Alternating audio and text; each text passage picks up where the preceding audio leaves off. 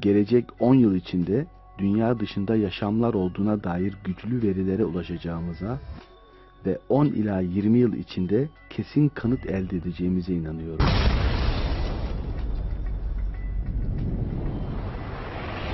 Merhaba. Bundan yaklaşık bir yıl önce NASA'nın önde gelen bilim adamlarından Alan Stephan çok ilginç bir açıklama yaptı. Yaptığı açıklamada gelecek 10 yıl içinde dünya dışında yaşam olduğuna dair güçlü verilere ulaşacağımıza ve 10 ila 20 yıl içinde kesin kanıt elde edeceğimize inanıyorum. Nereye bakacağımızı biliyoruz.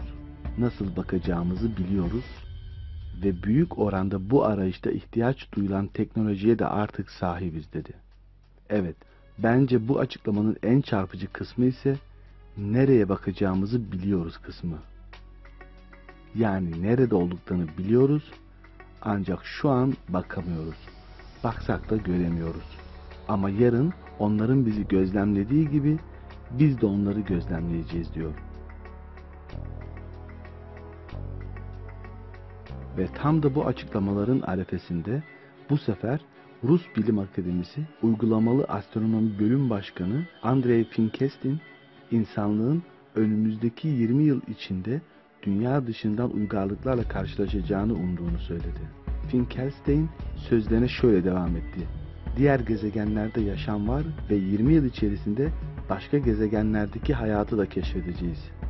Samanyolu galaksisinde bir yıldızın Güneş'in yörüngesinde bulunan gezegenlerin %10'u Dünya'ya benzerlik gösteriyor.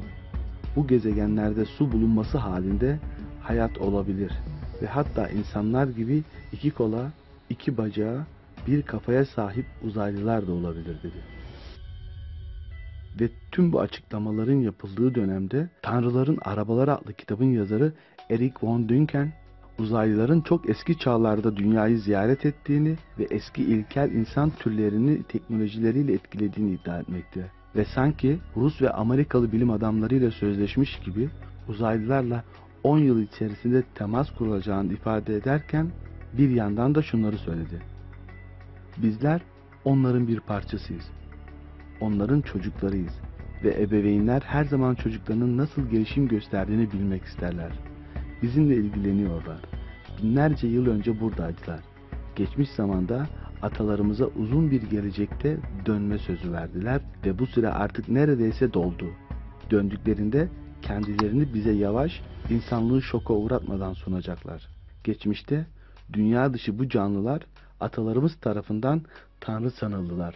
Bu yüzden atalarımız bazı tanrıların yeryüzüne indiğine inanıyordu. Ama biz artık böyle tanrılar olmadığını biliyoruz.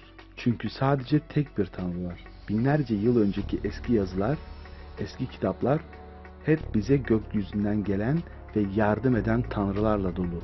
Çünkü tarihimiz boyunca hep bize yardım ettiler. Evet, işte tam da bu açıklamalardan bir yıl sonra, yani geçtiğimiz aylarda bu sefer Pentagon çok çarpıcı bir açıklama yaptı. Amerika Birleşik Devletleri donanması biri 2004 yılında, diğeri ise 2015 yılında çekilen ve emekli bir pilotun UFO olduğunu iddia ettiği görüntülerin varlığını doğruladı. Daha da ilginci, donanma sözcüsü yayınlanan görüntülerin donanma eğitimleri sırasında sık sık gözlemlenen durumlardan yalnızca bir bölümünü gösterildiğini ifade etti.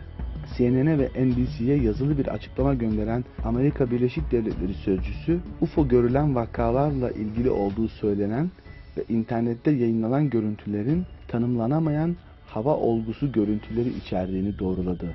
Ancak sözcü özellikle UFO kelimesini kullanmazken ABD donanmasının görüntülerdeki nesnelerin ne olduğunu tam olarak bilemediğini söyledi.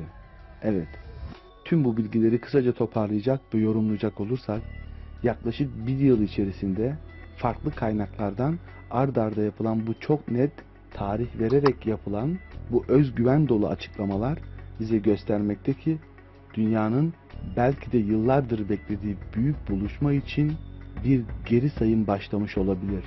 Çünkü bu birbirinden bağımsız ve farklı kaynaklar artık yıllardır inkar ettikleri birçok olgunun yerine bizzat tarih vererek, zaman vererek, yön ve istikamet göstererek bizlere bir buluşmanın ayak seslerini haber veriyorlardı.